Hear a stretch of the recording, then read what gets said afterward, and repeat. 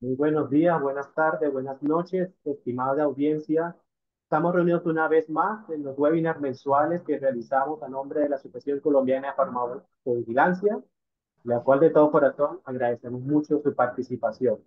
Mi nombre es Cristian Cuello, químico farmacéutico y vicepresidente de la Asociación Colombiana de Farmacovigilancia, para darles esta bienvenida. Por favor, aprovechen del chat para saludar desde donde están conectados, plasmar las preguntas de la presentación que van a escuchar, ya que los micrófonos están en silencio, pero te van a habilitar al final de la presentación. Antes de empezar como tal, algunos comentarios de protocolo. Primeramente, recordarles que esta charla, por ser gratuita, ella está siendo grabada, no brindamos certificados de este espacio, pero esta grabación será publicada en las redes sociales de la Asociación Colombiana de Farmacovigilancia. Por lo tanto, como dicen los influencers, por favor suscribirse, darle like y a la campanita para que estén atentos a las notificaciones y a estas presentaciones. Lo estaremos compartiendo dentro de 1 o 2 semanas. Estará en nuestras redes sociales para que puedan retomar de esta presentación, más todas las que hemos realizado mensualmente. También para comentarles que desde la asociación estamos realizando el evento Magno Estudiantil en Farmacovigilancia y Ciencias de la Salud. Es un evento gratuito, ya estamos compartiendo en las redes sociales. Se va a hacer en la ciudad de Bogotá, Colombia, de manera presencial, pero también se va a transmitir en vivo de manera virtual para que por favor se conecten todos los que estén interesados en los distintos aspectos de la farmacovigilancia en las distintas disciplinas del área de salud: farmacia, medicina, enfermería, terapia respiratoria, todo lo que tenga que ver el medicamento. Entonces, no siendo más, vamos a darle presentación a nuestra 20 colega farmacovigilante, nuestra enfermera Lorena Incapié Soto. Lorena, enfermera jefe, es enfermera con maestría en epidemiología y 10 años de experiencia en Colombia, principalmente en cuidados intensivos, urgencias y enfermedades cardiovasculares. Su trayectoria incluye el diseño e implementación de programas de rehabilitación cardíaca y el seguimiento de pacientes con enfermedades crónicas. Actualmente trabaja en el departamento postoperatorio del Hospital Jean Talon en Montreal, Canadá, en donde es reconocida por su enfoque metódico, proactivo y empático hacia los pacientes. Su pasión por la investigación en salud la lleva a buscar continuamente nuevas formas de mejorar la atención y resultados en salud. Jefe Lorena, muchísimas gracias por su disponibilidad, su disposición. Adelante, por favor. Muchísimas gracias. Suena bonito que me digan otra vez, jefe. Acá no lo utilizamos, pero es algo que yo creo que los y las que estamos acá ejerciendo extrañamos también de alguna manera. Muchas gracias, Cris. Bueno, Cristian, entonces, para todos bienvenidos. Es un gusto para mí participar en esta tarde, en este espacio que es tan valioso para todos nosotros como miembros de este constructo, ¿no? De construir salud que se hace no solamente por parte de los equipos de cuidadores a nivel profesional, sino pues toda la población en general. Lo primero que me gustaría contarles es que, bueno, el título, como ya saben, es Factores poblacionales y su impacto en la adherencia farmacológica del adulto mayor, teniendo una perspectiva de Colombia y de Canadá. Vamos a hablar entonces sobre todo de determinantes sociales y quisiera empezar declarando abiertamente de alguna manera mi conflicto de intereses, por decirlo así, eh, porque por supuesto que vamos a revisar elementos de la literatura, conceptos claves, pero evidentemente está permeado por mi experiencia como enfermera formada en Colombia, que hoy está ejerciendo en un país como migrante, pero pues que es un país que me ha abierto las puertas en su sistema de salud. Entonces, desde esas gafas es que vamos a empezar a analizar juntos ese tipo de factores. Entonces, bueno,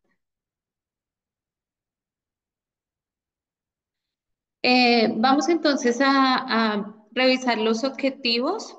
En general, lo que quisiera es que miramos qué características de los dos países en cuanto a sus determinantes sociales pueden afectar la forma en que un paciente adulto mayor es adherente o no a su tratamiento farmacológico. Es importante tener en cuenta también que normalmente la adherencia al tratamiento farmacológico está asociado también a la adherencia al resto de terapia no farmacológica, los hábitos de vida saludable y todas las demás cosas. Es un factor, una piedra angular de ese constructo salud-enfermedad. Entonces, a grandes rasgos es eso. Em, Antes de entrar en detalle a analizar las dos poblaciones, necesitamos tener en mente algunos conceptos que nos van a permitir, vamos a utilizar como herramientas para poderlo analizar con mayor profundidad.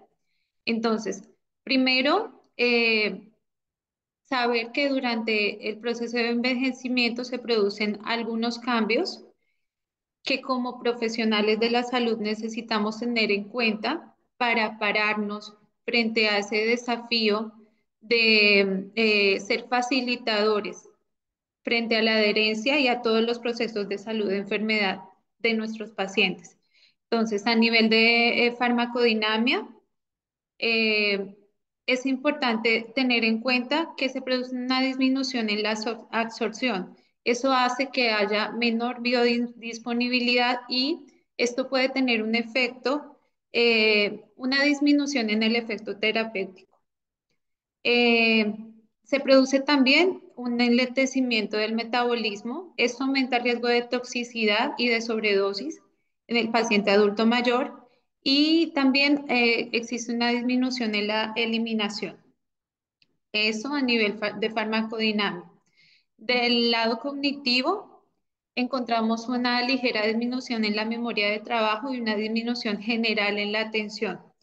Esto es importante porque para favorecer la adherencia de nuestros pacientes vamos a necesitar establecer procesos educativos.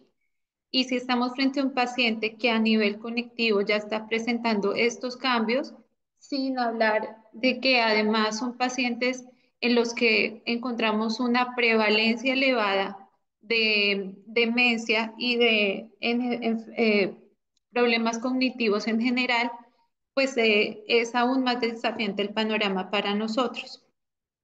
A nivel funcional, vemos que hay un declive en funcional progresivo y que puede llevarlos incluso a una pérdida de la autonomía.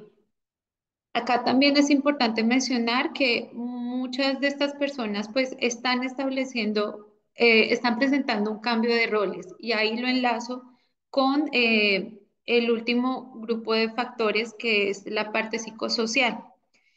Es un paciente que generalmente ha sido activo la mayor parte de su vida laboralmente y que en este momento de su vida empieza la etapa de retiro, su pensión.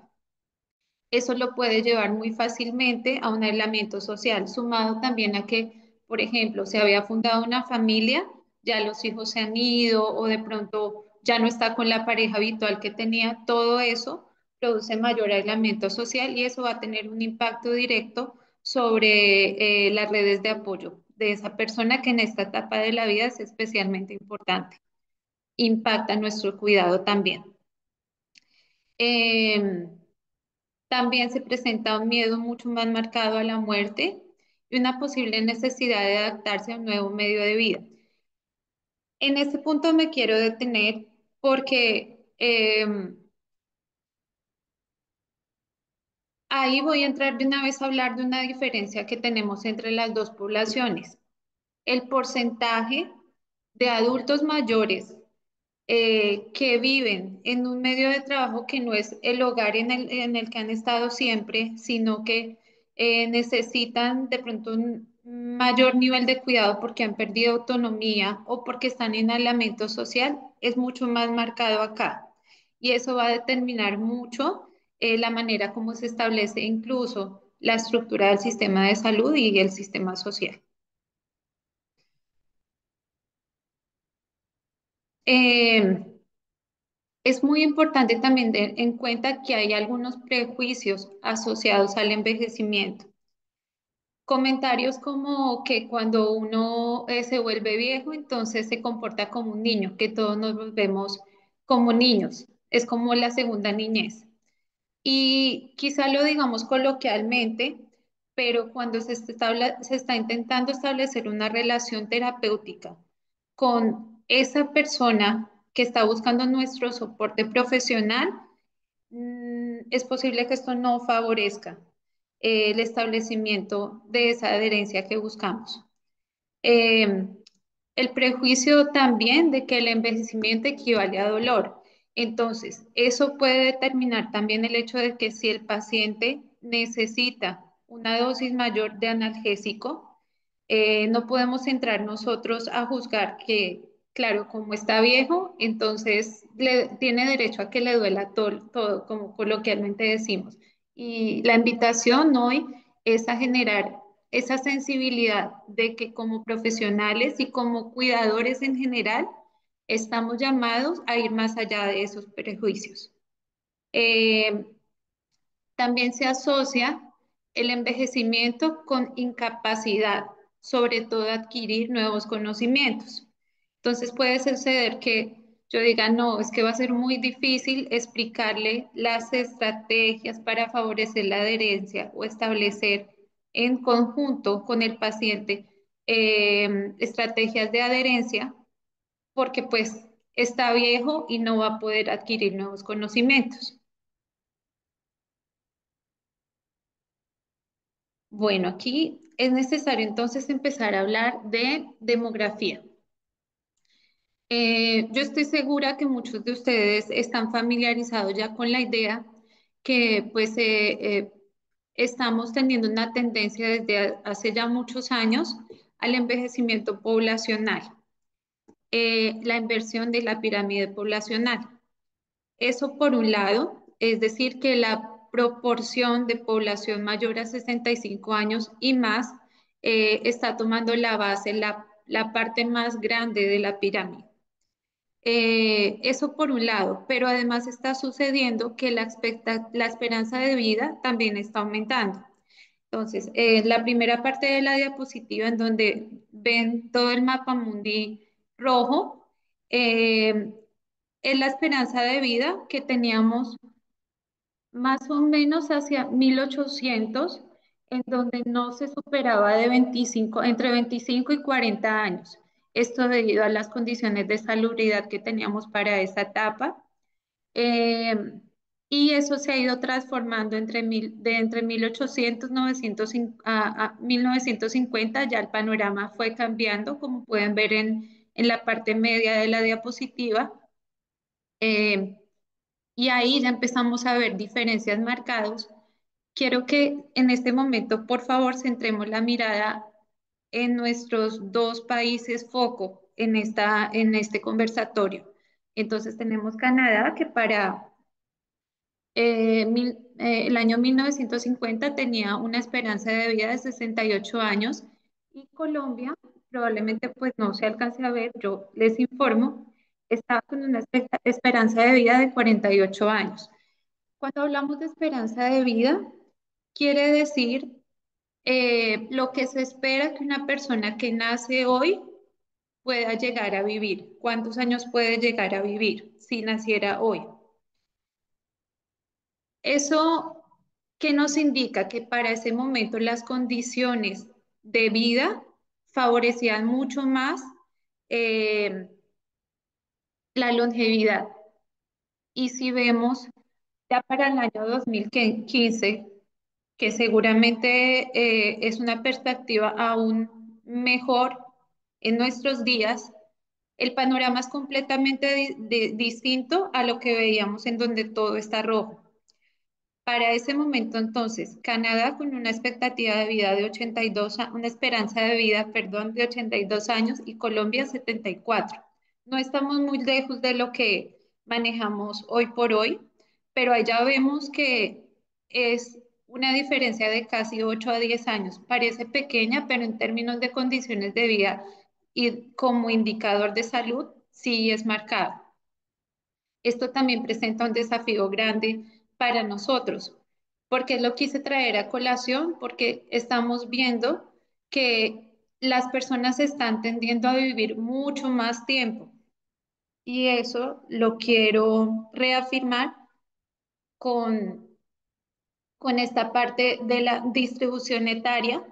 ¿Cómo se distribuye la población según su grupo de edad eh, en nuestros dos países foco, Canadá y Colombia?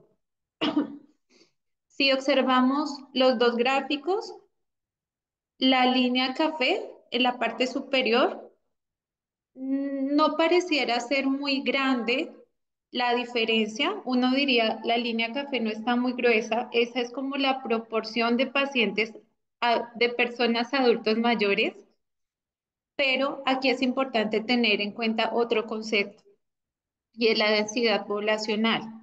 Es la cantidad de habitantes que un país o un territorio tiene por metro cuadrado. Entonces, si vemos nada más la escala en la que está planteado el gráfico, eh, vemos en la parte de Canadá está planteado sobre 35 millones de personas, mientras que en Colombia aparece sobre 50 millones de personas. Para no enredar la pita, como decimos en Colombia, eh, eso sería simplemente que por cada metro cuadrado, por cada pedacito de tierra, hay muchas más personas.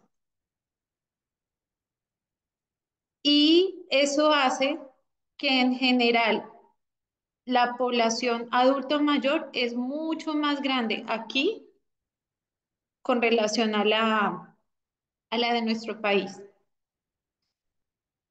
Aquí quisiera hacer una pequeña pausa porque estos son desafíos de cuidado. ¿Cómo nos paramos nosotros como cuidadores o como profesionales de salud frente a una población que está envejeciendo? Y de ahí la relevancia de hablar, de tener este tipo de espacios de discusión, de decir por qué es importante repensar qué se puede hacer para mejorar y para fortalecer la adherencia en población adulto mayor, porque la tendencia es a que siga aumentando este tipo de población. Mm, ok, ahora vamos a empezar a hablar de características generales, eh, indicadores de los dos países. Por supuesto que hay muchísimos, haciendo revisión de la literatura y también, de nuevo digo, permeada por mi experiencia tanto en Colombia como en Canadá. eh, Quise seleccionar los que me parecieron más relevantes para nuestra discusión. En este punto es muy importante que todos estemos muy atentos porque la idea no es solamente que se vuelva un tema magistral, sino que si tienen comentarios, eh, me gustaría también conocer la visión de ustedes al final de la charla, por supuesto. Entonces, si vemos de entrada, la población es el número de habitantes es más elevado, pues en Colombia, a pesar de que el territorio es más pequeño, que era lo que hablábamos con relación a la diapositiva anterior. Ahora, vamos a mirar de esa cantidad de personas, qué porcentaje son adultos mayores. Y si vemos nada más, ahí ya hay una diferencia de 10%, un poco más. Eh, Hay una diferencia grande entre las dos poblaciones. En cuanto al nivel educativo, este es el año, el número el promedio de años que una persona en Colombia o en Canadá estudia como mínimo. Ya vemos un tema de nivel educativo. Ahora, aquí hay otra parte y es el tema de la profesionalización, que pues eso digamos que valdría la pena discutirlo, pero no voy a entrar en, digamos, no es el foco de la charla, pero hay diferencias en cuanto a qué se estudia en esos 13 años aparte de la educación básica. Esta parte también es muy importante y va a cobrar importancia un poco más adelante en la charla, donde vamos a ver qué factores sociales y cómo las condiciones de vida determinan si un paciente es adherente o no con su tratamiento farmacológico. Tenemos el tema entonces de porcentaje de la población que está por debajo de la línea de pobreza. Quiere decir que es el porcentaje de la población que tiene más difícil acceso a recursos necesarios para satisfacer sus necesidades básicas. Aquí entran en juego varios factores y uno es el establecimiento de las prioridades. Si yo tengo un paciente que está por debajo de la línea de pobreza y que de pronto tiene dificultades para que se le suministren sus medicamentos a nivel de su asegurador o dependiendo del país, el sistema de dispensación que se utilice, resulta que ese paciente o esa persona necesita identificar qué va a ser más importante, tomarse su medicamento o comprar el medicamento de uso crónico o satisfacer sus necesidades de alimentación o de sanidad de su familia y las personales. Y ahí, evidentemente, va a entrar en juego, se va a ver afectada la adherencia.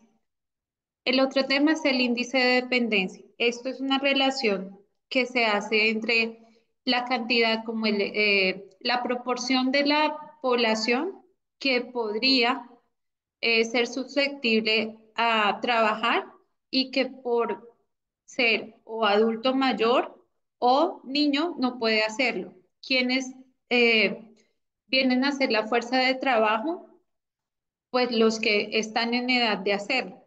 Eso nos habla, también es como un indicador indirecto, perdón, es un indicador indirecto de cómo está constituida la sociedad y cómo está distribuida, como el asumir temas como la pensión de dónde sale, el recurso para que vivan esas personas, adultos mayores que ya no están en edad laboral, de dónde sale. Y ahí entraríamos a ver la disposición de los recursos a nivel gubernamental incluso para poder ofrecer mejores condiciones de atención y de acceso incluso a medicamentos a los adultos mayores.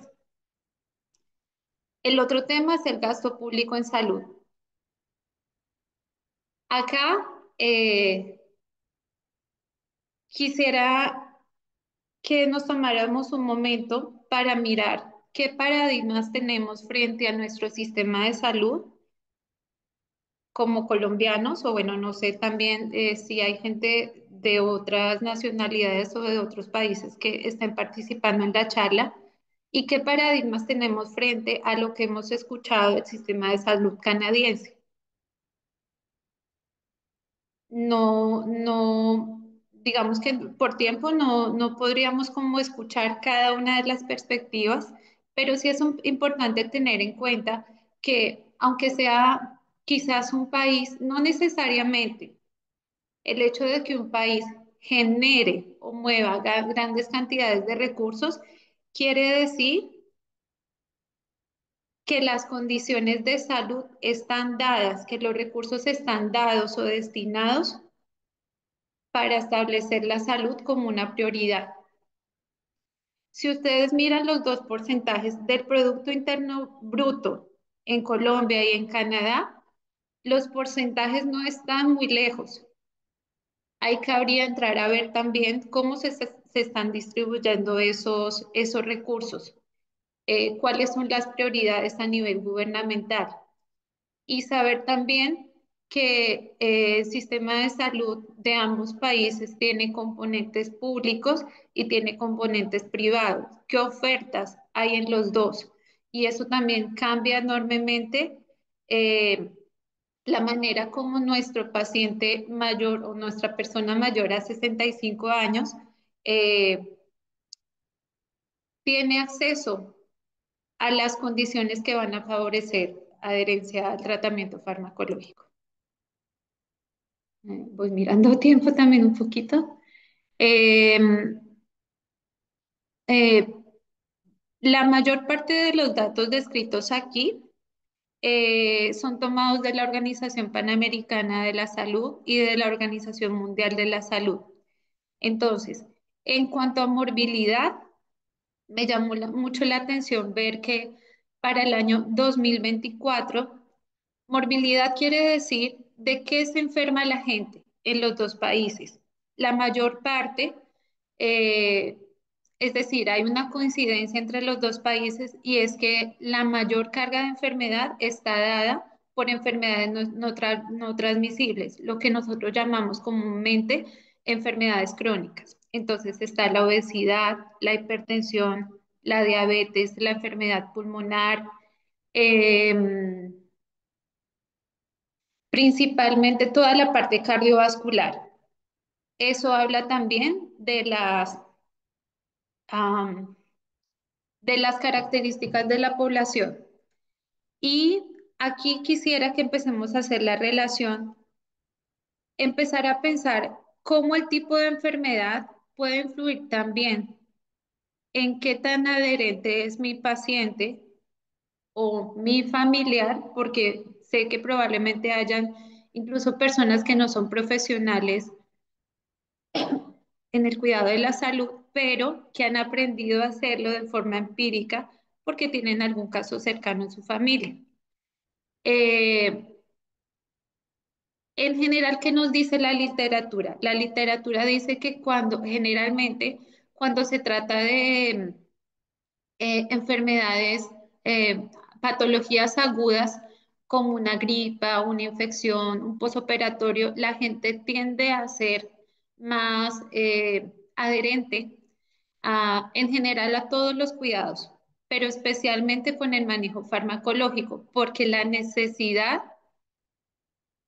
la tienen más palpable en ese momento. Entonces, necesidad como cuál, el dolor, por ejemplo, el querer mejorar una herida, una infección, una condición aguda, una gripa. La gente tiende a tratar de tomarse sus medicamentos con mucho juicio, aunque sabemos que tenemos en Colombia también un reto importante con la resistencia antibacteriana. Um, Eso con relación al perfil de morbilidad. En cuanto a las causas de mortalidad, tomé solamente las 10 principales causas para Colombia y Canadá. Estos son datos del Observatorio de la Organización Mundial de Salud. Para Colombia, bueno, quisiera que miráramos un momento las dos columnas. Eh, En general son más o menos las mismas patologías, pero eh, aparecen en distinto orden. Va de la más prevalente, es decir, la más común, a la menos prevalente. Entonces, vemos, por ejemplo, toda la parte cardiovascular es común en las dos poblaciones. La parte de cáncer también, sobre todo pulmonar, pero vemos que es más marcada la parte de cáncer también en nuestro país. Eh, Espérenme, discúlpenme porque creo que aquí hay un error. Están invertidos. Discúlpenme. Les pido mil disculpas. Canadá están invertidas. Canadá empieza con enfermedad coronaria isquémica, demencias, cáncer de tráquea, broncos y pulmón. Y el otro lado de la presentación es Colombia.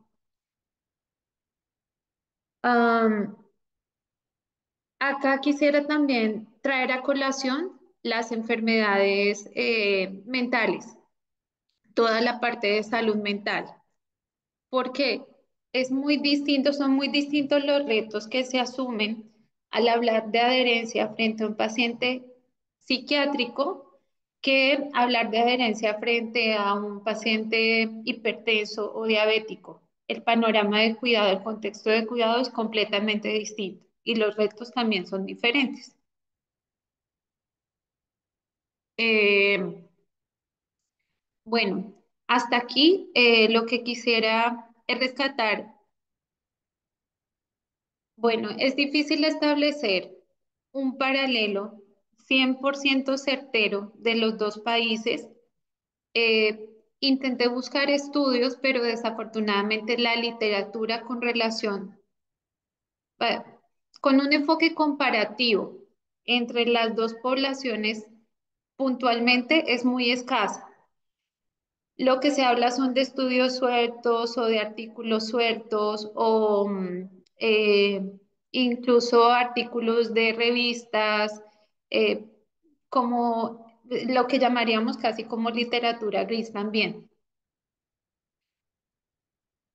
Generalmente, nosotros en Colombia tenemos la tendencia de quejarnos mucho de nuestro sistema de salud, pero nosotros tenemos una fortaleza muy grande y es la infraestructura de nuestro sistema de salud. Hablo de la infraestructura física, de las clínicas, hospitales que tenemos en nuestro país y eso nos hace incluso un destino atractivo a nivel de turismo en salud. Tenemos otros países que quieren que sus pacientes sean atendidos en nuestro país y hay incluso hay buenas oportunidades de negocio en ese sector.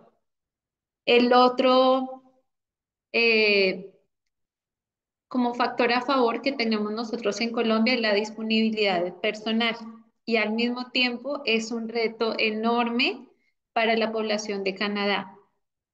Em, Tenemos otras ventajas, pero ese es un desafío importante y eso hace que la calidad de cuidado que uno quisiera brindar no sea la óptima, porque frecuentemente se trabaja con falta de personal eh, o pues los retos son constantes eh, y la disponibilidad de cuidadores no es la suficiente. Esto no necesariamente en la parte de enfermería.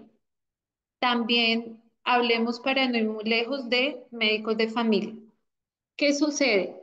El sistema de salud canadiense está planteado para que cada persona que hace parte del sistema, en teoría, deba tener un médico de familia, pero para acceder a ese médico de familia se necesita entrar en una lista de espera y pueden pasar varios años antes de que yo tenga el médico de familia. Entonces, el acceso a una cita de medicina general no es tan fácil a veces como la expectativa que se genera pudiera ser. Eh, ¿Qué ventaja puede haber ahí? El sistema de salud canadiense tiene excelente cobertura. El problema es muchas veces el acceso a profesionales, es decir, el acceso, por ejemplo, a especialistas, eh, la carga de pacientes por profesional, sin hablar solamente de cuidados de enfermería. Eso hablamos entonces del lado de Colombia y ahí entra un poco también a la parte de Canadá. ¿Qué, qué desafíos tenemos en nuestro país? Estoy mencionando solamente algunos. Sé que la situación es mucho más compleja. Hay muchos. Estoy intentando rescatar los principales. La integración del sistema. Vemos muchas veces que no hay como una trazabilidad en la atención, porque de alguna manera acá sí es lo que veo de la literatura y mi percepción durante los años que trabajé en diferentes especialidades en nuestro país. Muchas veces es como si viéramos al paciente por pedacitos. Entonces, eso hace que cada uno le brinda a, a ese paciente una perspectiva diferente, una visión diferente. Vemos incluso, por ejemplo, con los medicamentos. El cardiólogo le quita uno, pero el geriatra se lo pone, pero el otro le sube la dosis, pero no sé quién se lo baja.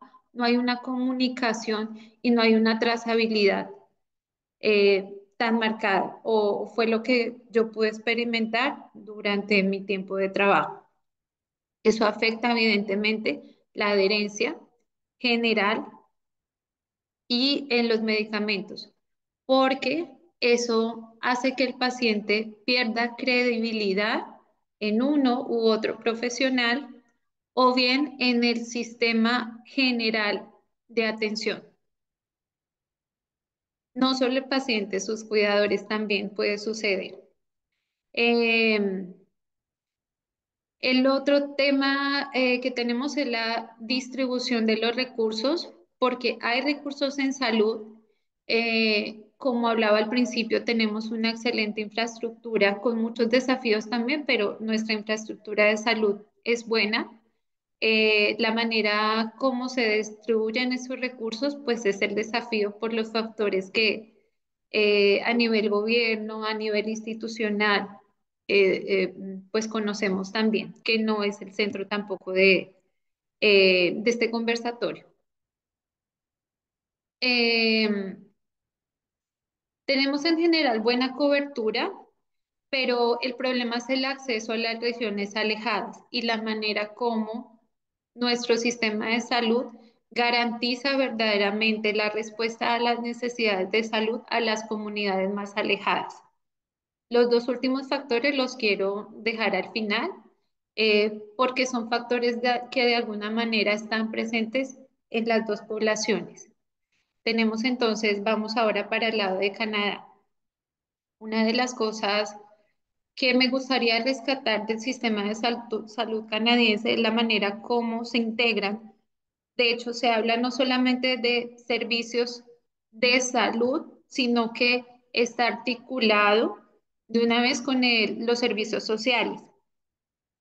Y desde el inicio de la atención intrahospitalaria del paciente se empieza a pensar, sobre todo en la parte de medicina interna, de cirugía, sobre todo de salud mental, se empieza a pensar qué va a pasar con ese paciente después de que salga, quién se va a encargar de su cuidado, va a necesitar un nuevo medio de vida. Cuando hablamos de nuevo medio de vida, quiere decir lo que llamamos aquí una residencia para personas, adultos mayores, sean autónomos o no, con necesidades especiales, eh, o va a poder él garantizar de forma segura la satisfacción de sus necesidades de salud. Esa persona es funcional verdaderamente para que si yo le explico en qué horario debe tomarse sus medicamentos, cada cuánto debe hacerse los chequeos que sus medicamentos requieren, esa persona puede hacerlo o va a requerir la asistencia de una enfermera a nivel institucional, por ejemplo. Es como repensar ese paciente de forma más global. Am, una cosa que eh, desde la formación durante mi proceso de homologación de título, me llamó mucho la atención en la manera como educan a los profesionales de salud aquí, y es que esa relación terapéutica no está basado como podría suceder no solamente en Colombia, sino en muchos países, y es como desde una visión autoritaria y como jerárquica, que quizá el médico habla y todo lo que diga el médico debería ser considerado como válido. Acá la relación terapéutica está basada en que el paciente es 100% autónomo en sus decisiones de salud y nosotros no somos más que acompañantes durante sus decisiones de salud. Entonces, en ese orden de ideas, imagínense el impacto que esto puede tener a nivel de adherencia, no solamente a tratamiento farmacológico, sino a tratamiento no farmacológico también. Muchas veces, desafortunadamente, bueno, cuando nosotros cuidamos a alguien, no solamente como profesionales, sino quizá como amigos o familiares, nosotros quisiéramos que lo que nosotros consideramos bueno, adecuado o correcto, esa persona lo siga, pero su visión del mundo está permeado por muchos factores de los cuales ya vamos a hablar, y eso va a hacer que quizá su decisión sea totalmente contraria a la nuestra. Y ahí es donde También desde mi formación en el pregrado, eh, se hablaba de respetar la autonomía del paciente y de hecho es uno de los pilares, pero siento que tenemos desafíos grandes en saber ceder el paso a esa autonomía del paciente cuando su opinión es contraria a la que nosotros consideramos correcto o que incluso sabemos que para su adecuada evolución le conviene. Aprender a recibir un no y acompañarlo en su decisión. Eh, ¿Cómo estamos de tiempo? Bueno, no falta mucho ya. En cuanto a los desafíos, en Canadá pues tenemos temas con la modernización del sistema de atención en salud, sobre todo en la parte digital, estamos migrando hacia lo digital. Yo quiero también hacer la aclaración acá, hablo por lo que conozco de Canadá y por lo que alcancé a revisar de literatura, por lo que he podido acceder a literatura. Seguramente en otras provincias de Canadá sea distinto. Yo vivo en Quebec y es lo que puedo decir. La disponibilidad de personal en Canadá, ya hablamos, es un desafío evidente. Y el tema de la diversidad cultural es común en los dos países. En Colombia, dado por la diversidad cultural de nuestras regiones, y también actualmente por las migraciones. En Canadá tenemos también tema de la migración muy marcado, la comunidad LGTB, frente a la cual en este momento hay muchísimo más apertura. Y hay otro tema grande acá que son los pueblos autóctonos, que tienen como un respeto y unas consideraciones especiales frente a las cuales hay toda una serie de políticas. Y en los dos países tenemos temas con la oportunidad de atención. Si bien hay cobertura en salud, el tema es la oportunidad, es decir, cuánto tiempo tiene que esperar un paciente antes de poder tener acceso a una cita médica, a un profesional o a una cirugía o cualquier tipo de procedimiento. En nuestro país quizás esté dado más por un tema de tramitología. eh, Aquí creo que el tema es más de disponibilidad de personal. Creo que impacta significativamente. Eh, con esta diapositiva solamente quisiera hacer énfasis en que estamos llamados a brindar un cuidado culturalmente congruente. Volvemos al mismo punto, no puedo imponer lo que para mí es considerado como adecuado, incluso cuando la evidencia científica me muestra qué es lo que se debe hacer. Puede que eso que yo considero adecuado como persona choque con la visión cultural del paciente, de sus medicamentos, de su tratamiento farmacológico. Quizá él desde su cultura tiene acceso a otras opciones. Su visión cultural del personal de salud, del envejecimiento, y de ahí una invitación muy general a que si tienen tiempo revisen un poco de las zonas azules, los sitios en el mundo en donde la gente vive más años y por qué. Eh, y bueno, en general eso. Estoy intentando ir rápido porque sé que no tengo mucho tiempo. En cuanto a la adherencia, recordar que es el grado en el que el comportamiento de una persona es coherente, consistente con las recomendaciones impartidas por el cuidado en salud.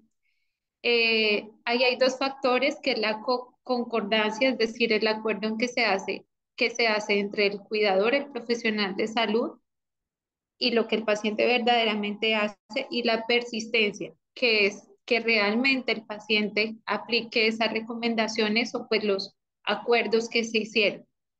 ¿Cómo se mide? Hay maneras, hay muchas maneras de medirlo, formularios de autorreporte, tenemos incluso, por ejemplo, en Colombia, toda la parte de cámaras que se utilizan para favorecer la adherencia del paciente, videollamadas y todo esto. Y en general, casi para cerrar la charla, tenemos entonces qué factores pueden afectar esa adherencia.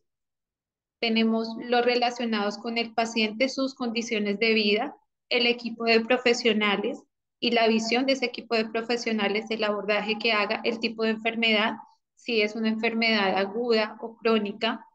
El tipo de intervención quiere decir la manera como yo transmito la información, cómo, qué estrategias estoy utilizando para favorecer la adherencia del paciente, las condiciones del sistema de salud, que vendrían a ser como las herramientas que cada país tiene para brindarle al paciente para favorecer sus condiciones de vida y de salud.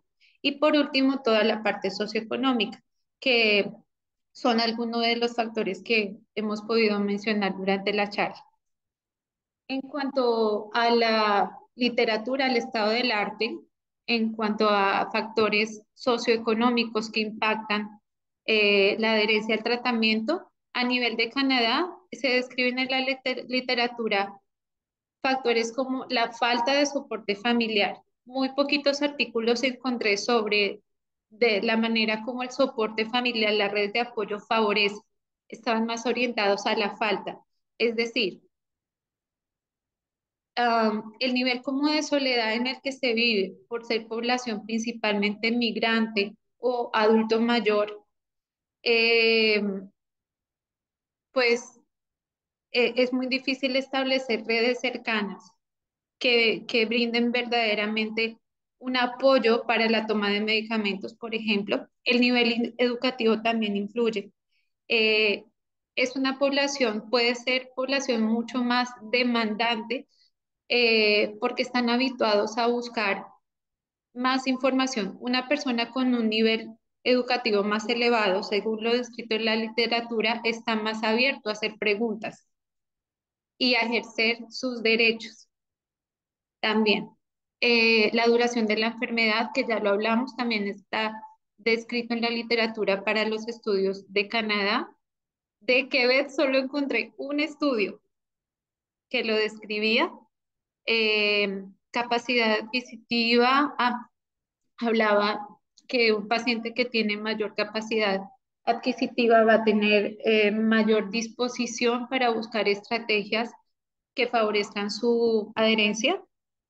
Eh, bueno, a nivel de Colombia, eh,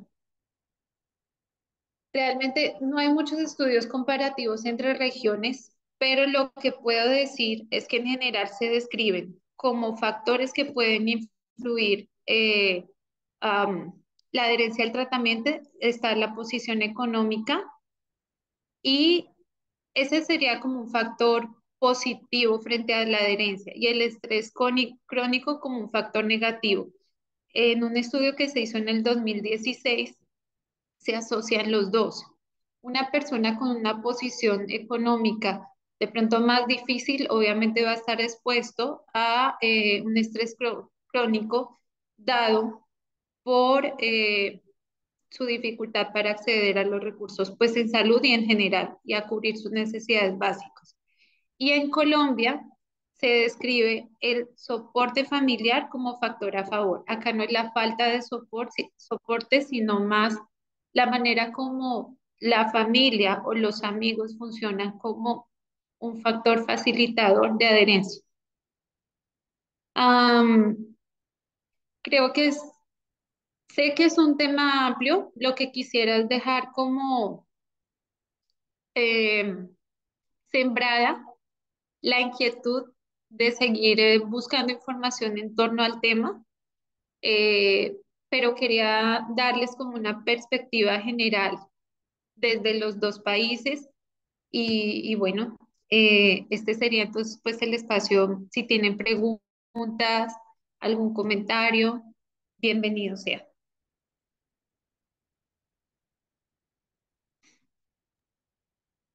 Muchas gracias, jefe Lorena, por su presentación. Con gusto. Les recuerda, público, dejar sus inquietudes en el chat o pueden expresarlo por el micrófono que ya se están habilitados. Sonia, tienes la mano levantada. Adelante, por favor. Hola, buenas noches. Bueno, soy Sonia Lombardelli desde Argentina. Gracias, Lorena, por compartir esta información tan valiosa, la verdad que muy inspiradora. Eh, a Gracias. mí me gustaría saber si tienes eh, alguna opinión en relación a cómo los programas de soporte a pacientes Ujú. mejoran la adherencia a los tratamientos.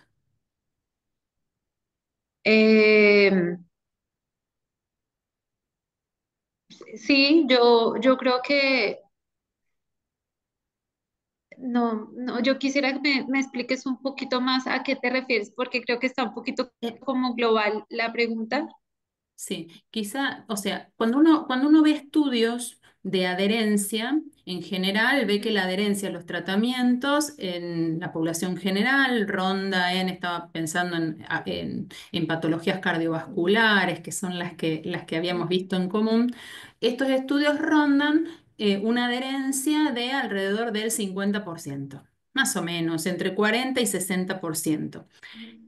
Mi pregunta concreta es si tienes alguna experiencia o alguna opinión en relación a los Patient Support Program que Ujú. suelen tener la industria farmacéutica para mejorar la adherencia a los tratamientos y por lo tanto mejorar la calidad de vida de los pacientes. Solo eso. Sí, no, ya te entendí. Muchas gracias por la aclaración.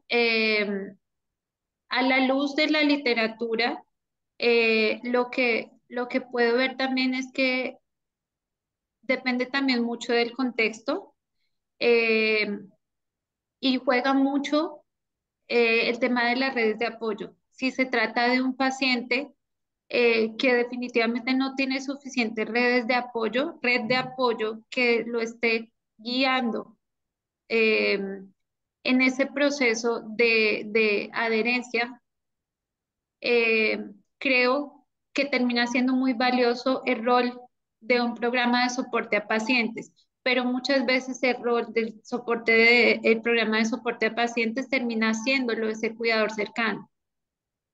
Y en ese contexto, entonces, en países como este, en donde esas redes de apoyo y en general Norteamérica, siento que tiene un rol mucho más activo. Creo que también depende mucho del tipo de patología. Tú mencionabas justamente hipertensión, diabetes, toda la parte crónica.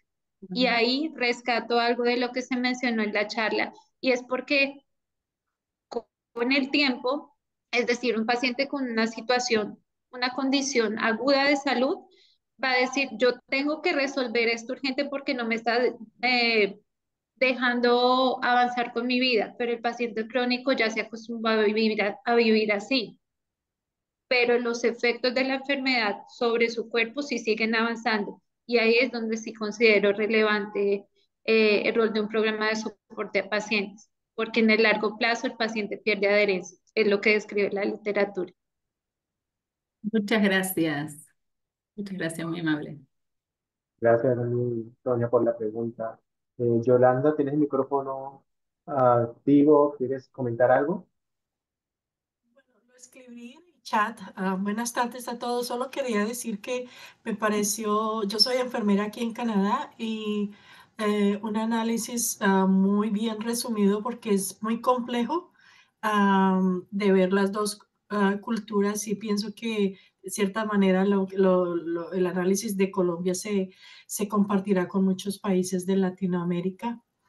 Entonces, muy buena conferencia, muy buena presentación, me ha parecido. Muchas gracias. Yoli, no te puedo dejar así. Yoli, buenas tardes. Muchas gracias por estar presente.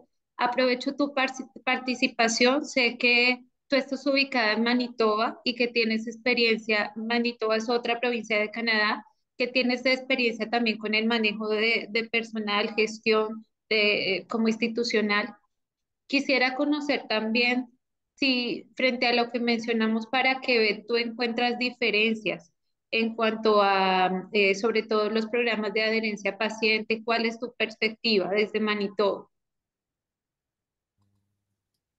Yo diría que es muy similar,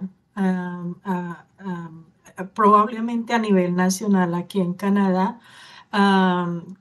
pues aquí tenemos los recursos, los pacientes tienen acceso a sus medicinas, ese no es un problema para acá, pero hay otros factores, como tú decías, que influyen, como el apoyo de la familia. Entonces, si están solos, tú hablabas de la aislamiento social, entonces pierden el interés, pierden la motivación y a veces por más que la enfermera les ruegue y uno trata de encontrar formas de motivarlos a que se tomen su medicina, sobre todo, por ejemplo, para la diabetes o para la tensión, pero si no están motivados, si no tienen el apoyo de la familia, entonces hay otras cosas que afectan.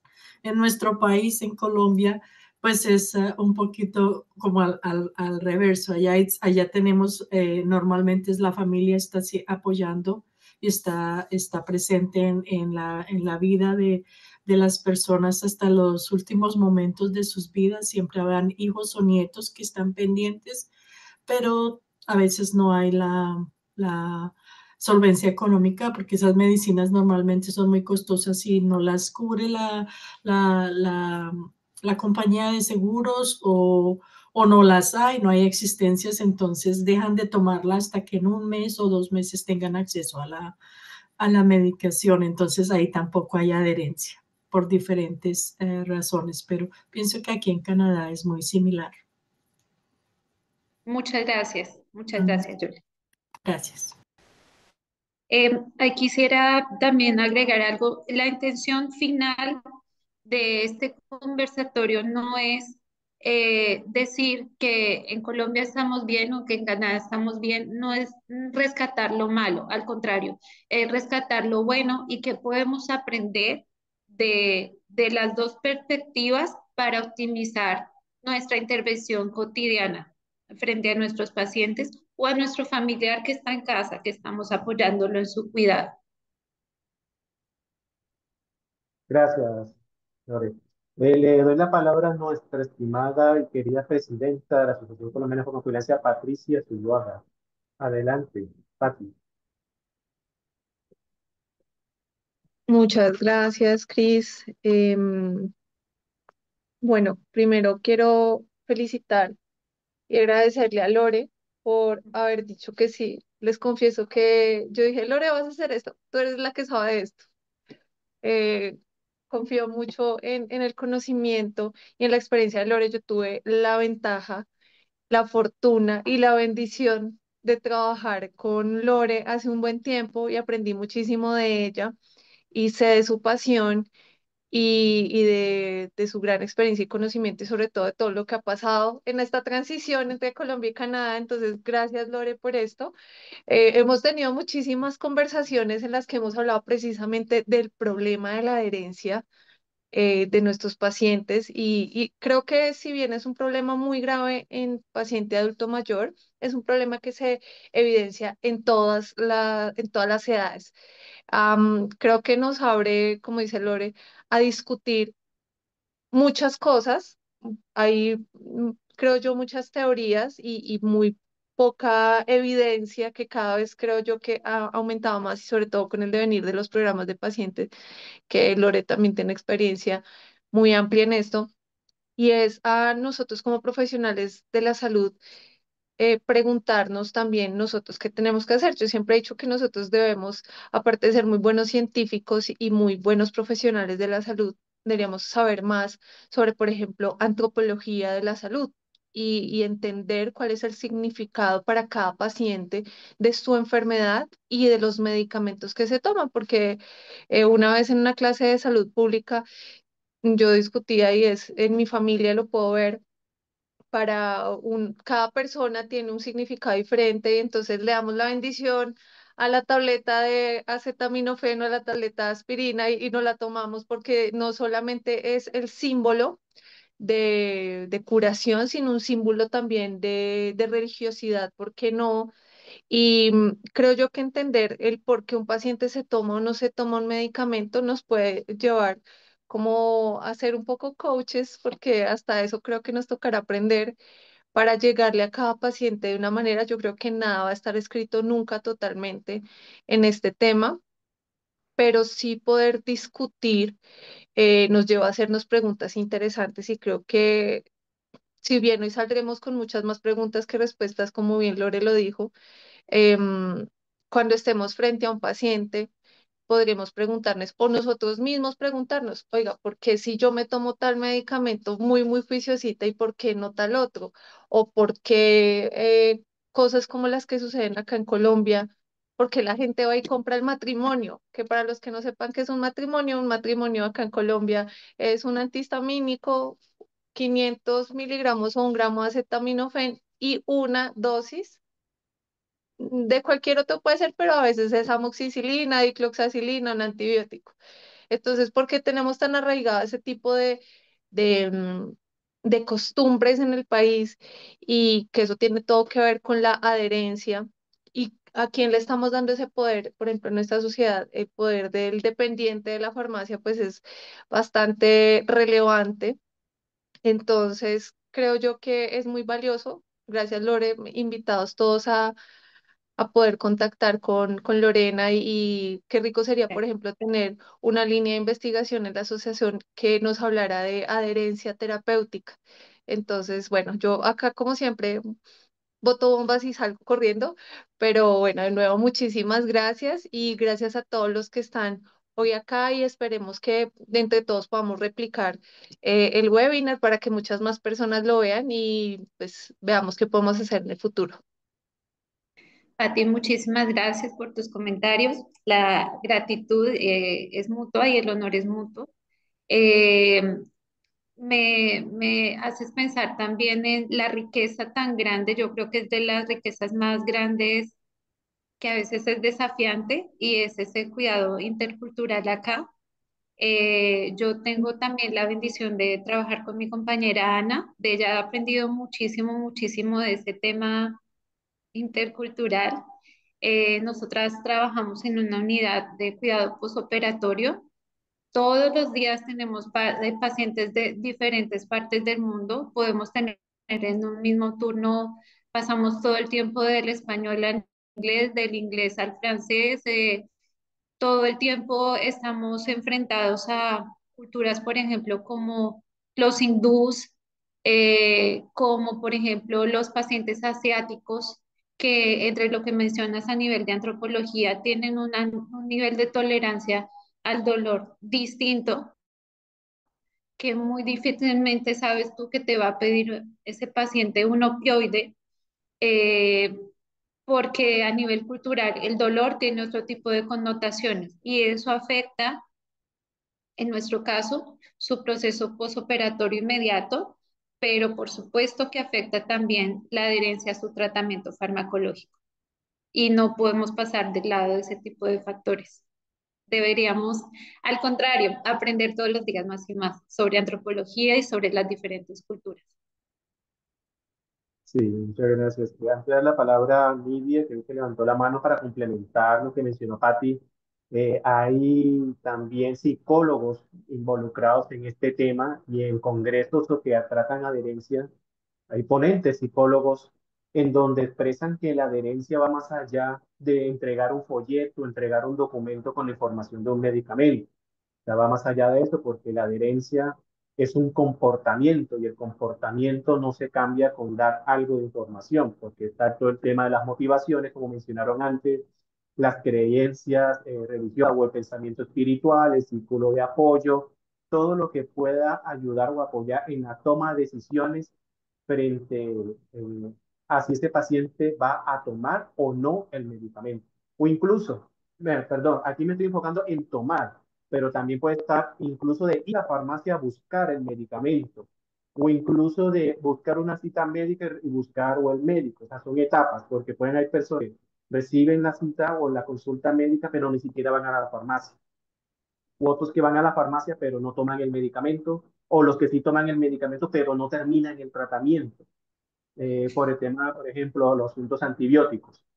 Entonces, o sea, son distintos matices en ese comportamiento, donde también sumando la psicología, es muy importante que como profesionales de la salud ya nos volvemos de todo, ya no estamos, la experiencia nos muestra que no solo desempeñamos nuestra profesión estudiada, sino ya terminamos siendo administradores, psicólogos, manejar situaciones difíciles, pacientes complicados, situaciones tan delicadas desde el punto de vista social, que complican la situación. Entonces también agradezco mucho por la participación. No sé si Nidia iba a participar. Y buenas noches. Primero que todo, agradecer por este conversatorio tan interesante. Gracias a Lorena que me invitó. Yo resido acá también en Montreal y pues ya hice también mi proceso de validación, pero aún no estoy como tal laborando.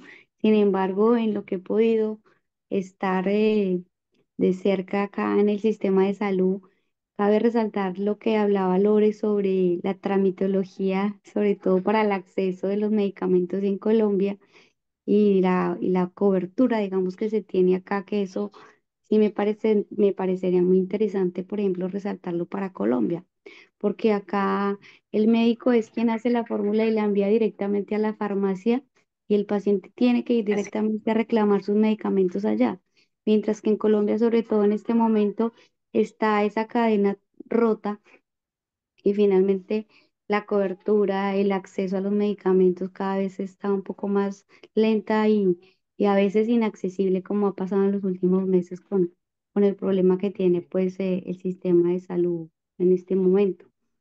Entonces, por eso termina el paciente yendo a la farmacia, pero a comprar otro tipo de medicamentos y a veces rompiendo su tratamiento y haciendo lo que llamamos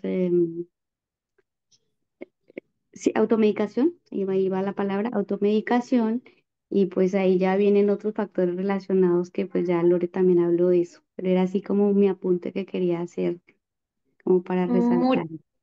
Muchas gracias, Nedecita. Muy, muy, muy valioso tu aporte.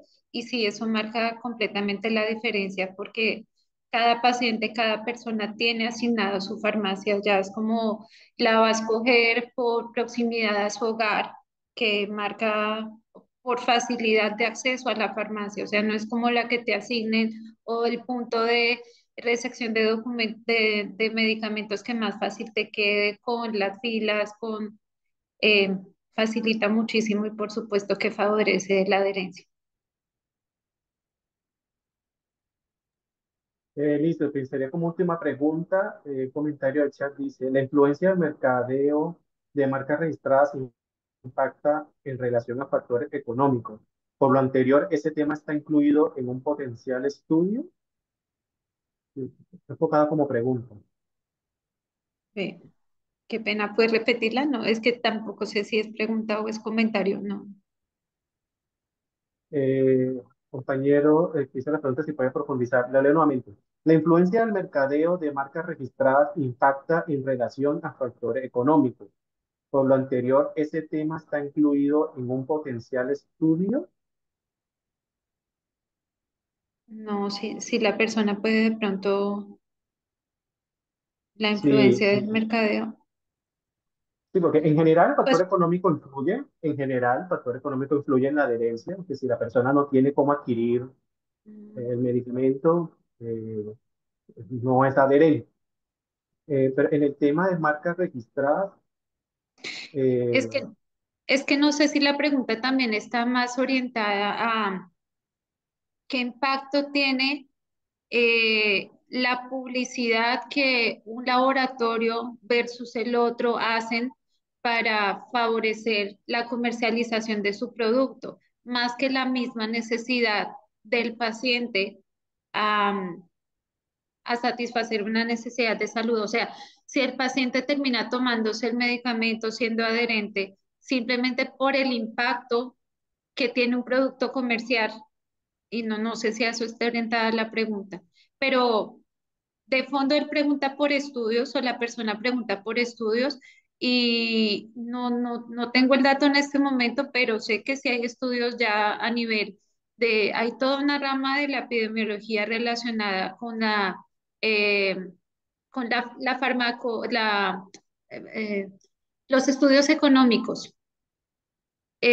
yo creo que estaría más orientado por ese lado. Claro que sí tiene que haber estudios del impacto de la publicidad sobre la respuesta al paciente. Listo. Bueno, no tenemos más preguntas. Ya para finalizar y darle un cierre a este espacio, quiero compartir pantalla para el público que quiera profundizar en este tema de adherencia de medicamento. La asociación hace 2 años, este servidor brindó una presentación sobre el tema de adherencia de manera amplia en celebración en el Día Internacional al Autocuidado que se hace en julio. Por lo tanto, les animo a que sigan las redes sociales de la Asociación Colombiana de Farmacovigilancia, en donde en esta presentación trato más profundamente el tema de la adherencia. No siendo más, Jefe Lorena, muchísimas gracias por este espacio público, también por su asistencia. Estén atentos a los distintos webinars que realizaremos, también en las redes sociales, y les deseamos una excelente tarde y noche donde estén conectados. Muchas gracias a ti y a todos los asistentes por su apoyo y por estos espacios, precisamente por generar estos espacios. Muchísimas gracias. Y bueno, espero haber sembrado como una semillita que siga floreciendo en cada una de sus intervenciones. Así es, así es. Excelente noche, tarde para todos. Bueno, hasta luego.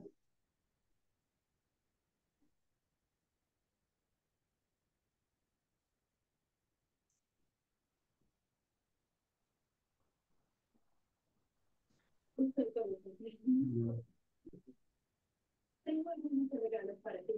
Son algunas especias que compramos. Gracias, muy amable. De nada.